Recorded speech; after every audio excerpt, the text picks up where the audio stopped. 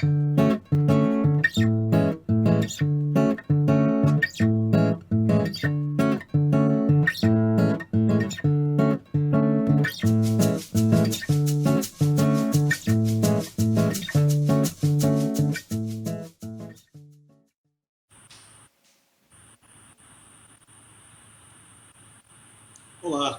boa tarde. Está começando mais um Panorama Brasil aqui ao vivo na Causa Operária TV, quinta-feira, 10 de dezembro.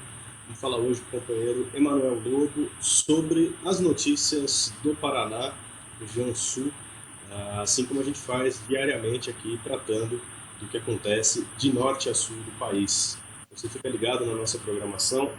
Se você não tiver inscrito ainda, inscreva-se agora na Causa Operária TV.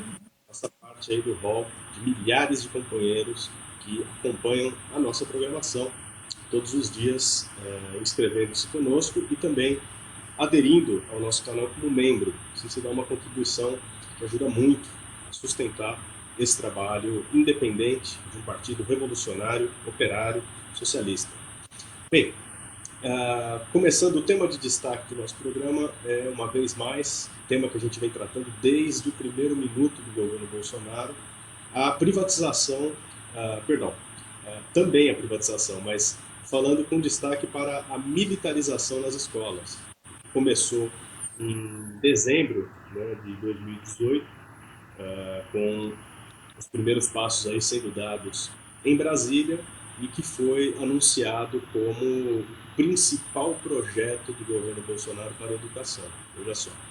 Mas antes da gente chegar nesse tema, peço para o companheiro Emanuel Lobo atualizar aqui conosco as informações da pandemia no Paraná, a pandemia do coronavírus, porque, tal como em outros estados, né, enquanto os governos da direita aguardam o milagre da vacina, né, a compra da vacina mais cara possível, a população está à míngua aí, sem recursos para enfrentar a pandemia. Então, gostaria que o companheiro Emanuel falasse mais sobre isso. Boa tarde, Emanuel. Boa tarde, companheiro Rafael. Boa tarde a todos os companheiros que nos acompanham na Causa Operária TV. Bom, a gente falou desde o início, né, da manipulação dos dados, e eis que na 50ª semana do coronavírus, né, de acompanhamento aí dos dados oficiais do governo, né, o Paraná caminha aí para 7.000 mortes, né, diretamente por coronavírus, né, no momento em que existem mais de 6.000 mortes também por síndrome respiratória aguda grave como consequência do coronavírus. Então, se somar esses dois dados, né, nesse momento, o Paraná está caminhando aí para os 15.000 mortos, né, 13.000, mais de 13.000 mortos, caminhando para os 15.000. E nesse sentido, né, a gente falou na semana passada, né, o governo, como não oferece nenhuma medida para defender a vida da população, né, para permitir que a população sobreviva aí com kits de higiene, com testes, né, com a extensão do atendimento em todas as unidades de saúde, o que o governo fez foi baixar a repressão, na verdade, com o setor, sobretudo da juventude, da população, né, decretando o toque de recolher, né, das 11 às 5 horas da manhã. Passada aí mais ou menos uma semana desse decreto, a gente vê que a situação não mudou em nada, né, pelo contrário, né, os óbitos só aumentaram, né, e se por um lado, né, o governo do estado, do Ratinho Júnior, a única coisa que ele fez foi decretar o toque de recolher, né, a prefeitura de Curitiba, do prefeito Rafael Greca e do DEM, né, só acompanhou a política do Ratinho Júnior e também decretou o fechamento aí de comércios e parques durante os finais de semana, né, o que é uma piada, dado que a grande aglomeração das pessoas não se dá nos parques e nos comércios, mas sim no próprio transporte coletivo, aí, né, nas grandes fábricas e indústrias, onde as pessoas continuam trabalhando normalmente, né, como se não tivesse nada acontecendo, né, e se aglomerando aí todos os dias nas estações tubo, nos ônibus, seja na região metropolitana, seja na própria capital. Então, nesse sentido, é preciso colocar que a vacina, né, ela está sendo usada como um foco de demagogia aí, né? O próprio governo municipal de Curitiba bateu o recorde na semana passada nos casos de coronavírus e falou que vai comprar, né, vacinas para 10% da população, que equivaleria aí em torno de 170 mil curitibanos. No entanto, Rafael, só de idosos, né, de pessoas que estão no grupo de riscos por terem mais de 60 anos, há mais de 300 mil pessoas que moram na capital do Paraná. Nesse caso, com esse número de vacinas que o prefeito Rafael Greca anunciou que vai comprar, né, que seria do Instituto Butantan, não daria nem para imunizar todos os idosos, né, na capital. Nem falar, então, das outras pessoas, né? Existem pessoas que são do grupo de risco que não são idosas, né? Pessoas que têm alguma comorbidade, né? alguma doença respiratória, enfim, ficariam de fora aí, do pacote de vacinas que o governo de Curitiba vai adquirir, né? Nem falar, então, se só 170 mil pessoas seriam atingidas na capital, nem falar no resto do Paraná, né? Porque o governo do Ratinho Júnior decretou o toque de recolher, mas não anunciou, né, nenhuma grande compra das vacinas, aí não vai atender a população, e nesse caso vai deixar a população continuar morrendo aí, né, e colocando a culpa na própria população, né? A prefeitura de Curitiba na semana passada, né, quando mudou as bandeiras, né, voltando para a bandeira laranja, né, e decretando o fechamento dos comércios no final de semana, culpou a população pelo aumento de casos, né? E nesse sentido é uma política bastante corriqueira aí da direita golpista, né, se omitir diante do problema, né, segurar os recursos públicos, né, repassar para os capitalistas e não para a população, não para a saúde, e depois colocar a culpa na população. Essa é a tônica aí dos governos, né, no Paraná. E aí, por outro lado, se tem o toque de recolher, também tem as multas, né? Então, as multas por desrespeito às regras contra o coronavírus pode chegar a R$150 mil, né? E essa punição vale tanto para pessoas físicas quanto pessoas jurídicas, né? A Câmara de Vereadores de Curitiba aprovou em primeiro turno, né, na terça-feira, agora dia 8, né, 2 dias atrás, multa para comércios e pessoas que desrespeitarem as regras sanitárias contra o coronavírus.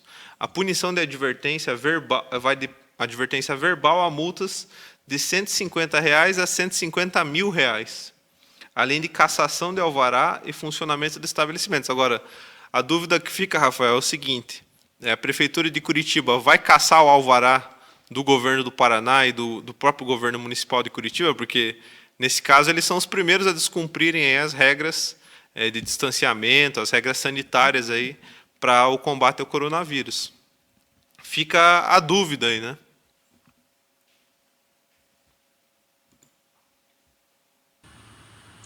Certo, a gente continua sempre acompanhando essa situação no Panorama Brasil. Vamos mudar de assunto, vamos falar da Copel. A gente vem acompanhando aqui já há bastante tempo a situação da privatização e pergunta ao companheiro Emanuel se tem mais notícias. É contigo. Exatamente. Recentemente, o governo do Paraná leiloou, né, vendeu a Copel Telecom, que é a subsidiária de telecomunicações da Copel, né, a maior, inclusive, estatal do país no setor, né, mais de 36 mil quilômetros de cabo de fibra ótica, né, atendendo todos os municípios, os 399 municípios do Paraná. A Copel Telecom, na época, tinha 350 milhões em caixa, né, que foram aí apropriados pela Copel. Em seguida, a estatal foi vendida aí por 2,3 bilhões. Inclusive, a gente denunciou na época, né, foi vendida para um fundo de investimentos ligado aos banqueiros, aí, né, inclusive ligado a um político que foi ministro das comunicações e que é um homem, uma figura do centrão, né, da direita golpista.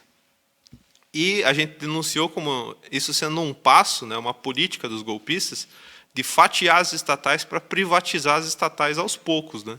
É o que o governo Bolsonaro vem fazendo junto com a Caixa Econômica Federal, a Petrobras, enfim, as várias estatais aí no país, né? Como o governo não consegue privatizar de uma vez só, o governo ele procura se desfazer dos ativos dessas estatais, né? Então, no caso da Petrobras, o ataque é sobre as refinarias, sobre os campos do pré-sal, né?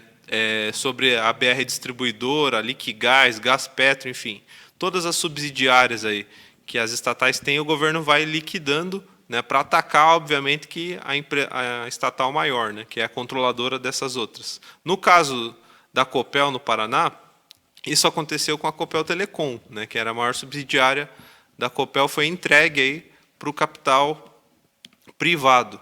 E, nesse caso, agora o ataque é sobre a Copel Telecom. Né, o leilão foi anunciado, vai vender 24% do capital da Copel. Nesse caso aqui da Copel Energia, né, que é a Companhia de Energia Elétrica do Paraná. A Copel anunciou nessa terça, dia 8, né, que as ações das empresas pertencentes ao BNDES Participações, braço de participações do BNDES, serão vendidas. Né? O BNDES Par é o segundo maior acionista da Copel e o governo do Paraná, que controla a empresa, anunciou a venda aí mais esses ativos, que resultam aí em 24% do capital da Copel, ou seja, quase um terço aí da empresa vai ser entregue para a iniciativa privada. Né? E nesse caso aqui, o projeto é claro, né? O governo bolsonarista do Paraná, do Ratinho Júnior, é um governo neoliberal, né, que foi colocado aí pela fraude eleitoral de 2018 justamente para liquidar a economia paranaense, né? Destruir aí tudo que há de estatais e de serviços públicos para a população. Então, é preciso, né, como aconteceu já muitos anos atrás aqui no Paraná,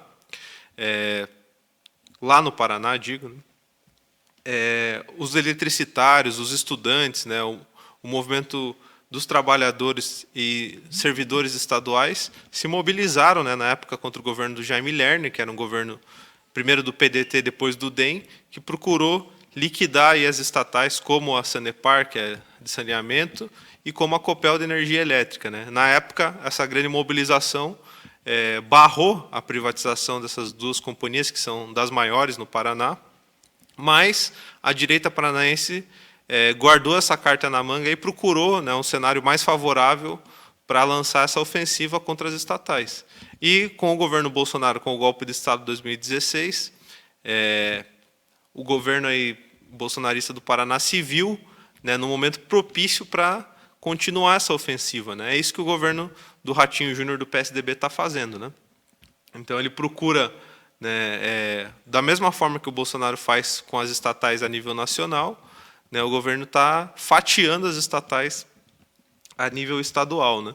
Obviamente que é preciso denunciar, como a gente viu inclusive, Rafael, no caso aí do norte do país, né, no Amapá, o fato da desgraça da gestão privada do setor elétrico, né, resultou em apagões. Né? Eu lembro quando eu era pequeno, inclusive, na época do Fernando Henrique Cardoso, né, do PSDB a nível nacional, o país se acostumou a conviver aí, cotidianamente com apagões, né, dado que o governo promoveu aí a destruição total do setor elétrico, né, seja na geração, transmissão, distribuição de energia.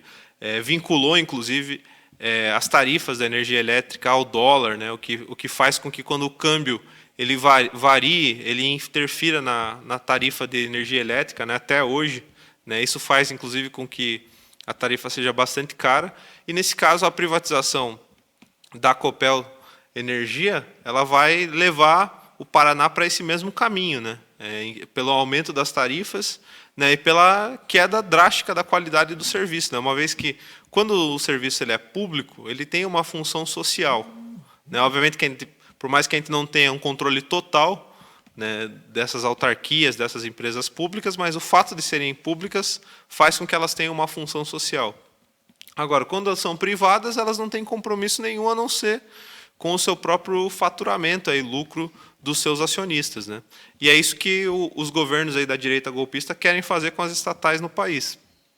E agora quem está na mira, né, é a Copel. A Copel Telecom já foi liquidada e agora a Copel Energia. Né?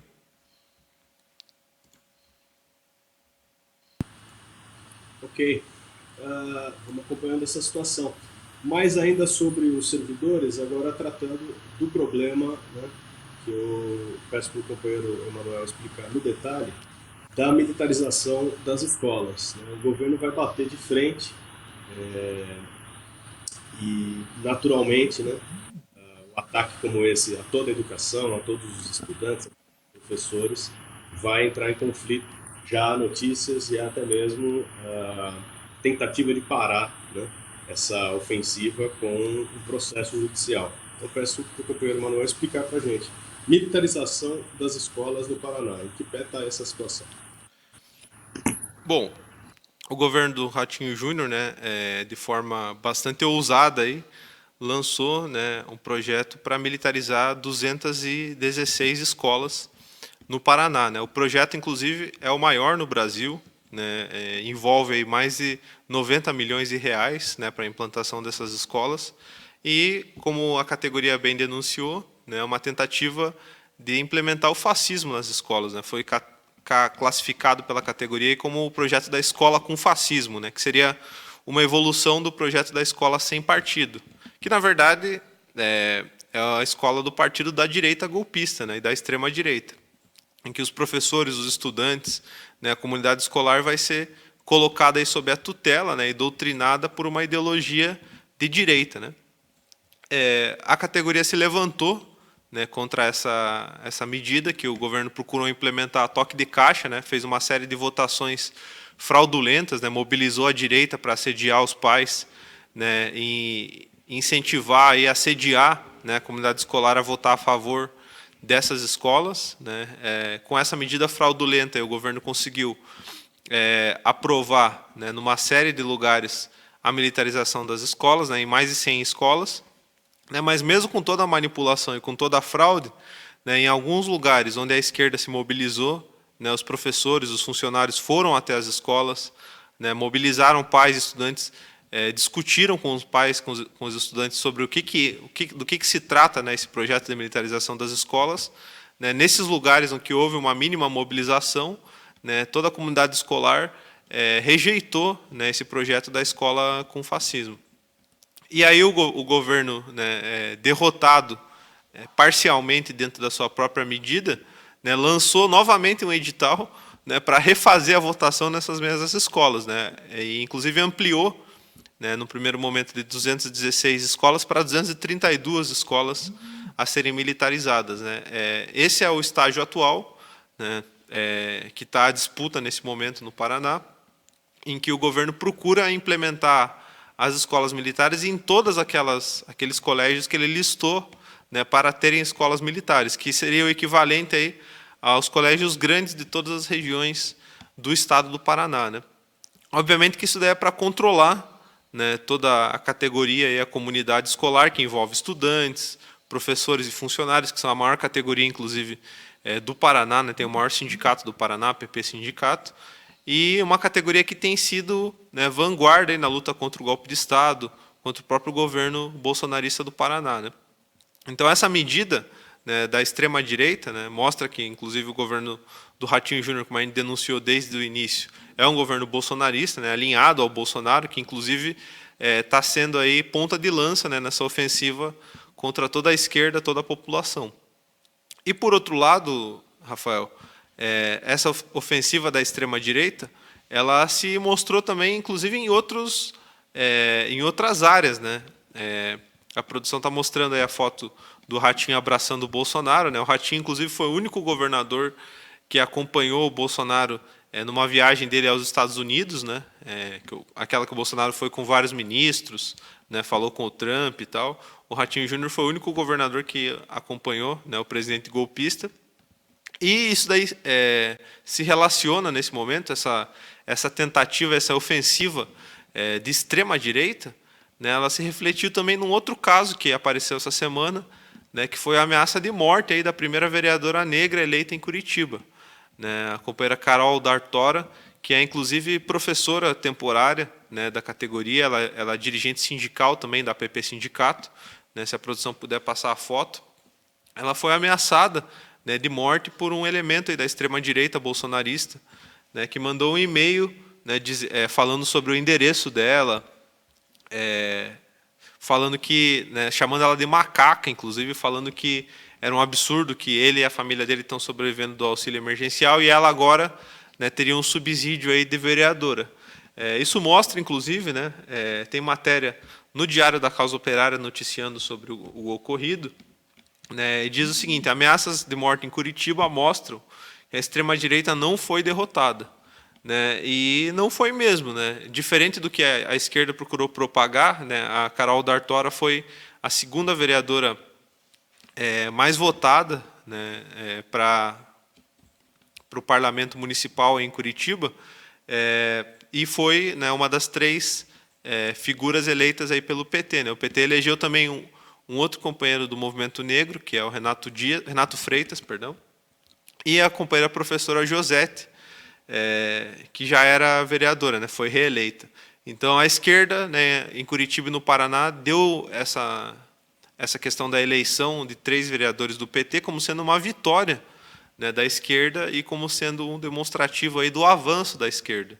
Né. Mas, por outro lado, né, esses ataques do governo bolsonarista do Paraná e essa ameaça de morte mostram que a extrema-direita e a direita elas estão aí na ofensiva, na verdade. Né, estão se sentindo muito à vontade para atacar todos os servidores, todos os trabalhadores, os paranaenses, os estudantes, né, inclusive, né, fazer toda uma campanha aí para intimidar, né, a companheira, que foi a primeira, inclusive, vereadora negra eleita em Curitiba, né, o que mostra aí, né, o atraso na cidade, e que é preciso mobilizar, né, os trabalhadores, os estudantes, né, os professores, para enfrentar a extrema-direita. Né, a política que boa parte da esquerda paranaense, sobretudo as lideranças sindicais, tiveram até então, foi a política de procurar o diálogo com o governo Ratinho, com os seus secretários e tal.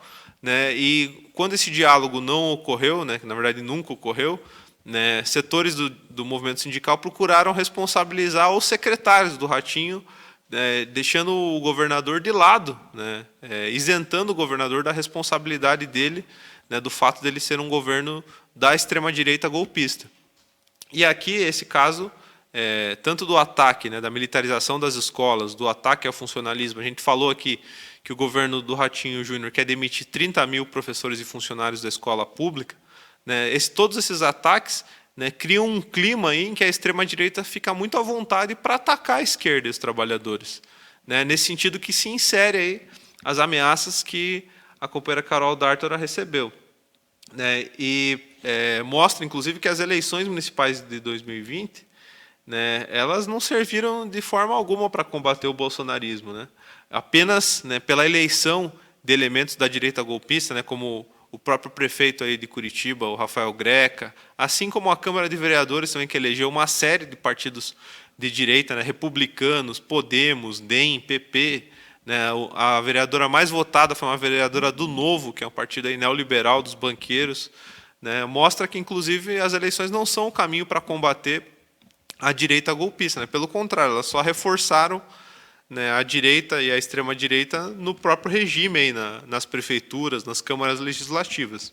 Né, então, nesse próximo período, aí, vai ser necessário defender, né, esses poucos mandatos que foram eleitos, aí, vão precisar ser defendidos através da mobilização. Né, as medidas institucionais, né, Ministério Público, sei lá, Guarda Municipal, Polícia, não vão ajudar em nada, né, a defesa desses mandatos, e, inclusive, muito menos quando a gente fala da categoria em geral. Né? Setores do movimento sindical recorreram aí ao Ministério Público, né, à Justiça, para tentar barrar a questão da militarização das escolas. Obviamente que isso daí não vai servir para nada, né, a não ser para iludir os trabalhadores sobre qual método eles devem usar para defender os seus interesses. Né? O método que nós, por exemplo, da Corrente Educadores em Luta, defendemos é o método da mobilização. Né? É preciso iniciar 2020 com greves, né, e inclusive impedir o início do ano letivo do 2021, para que o governo seja obrigado, né, a recuar diante da mobilização dos trabalhadores. Né. Sem mobilização, o que vai acontecer é que os trabalhadores que vão ter que recuar diante dos ataques do governo bolsonarista do Paraná. Né. Ok. Bom, agradeço aí as informações e os comentários do companheiro Emanuel Lobo. Aguardamos ele aqui na nossa programação na semana que vem. Você fica ligado hoje na Causa Operária TV, 24 horas no ar. Panorama Brasil volta amanhã, a partir do meio-dia e 15. Até lá.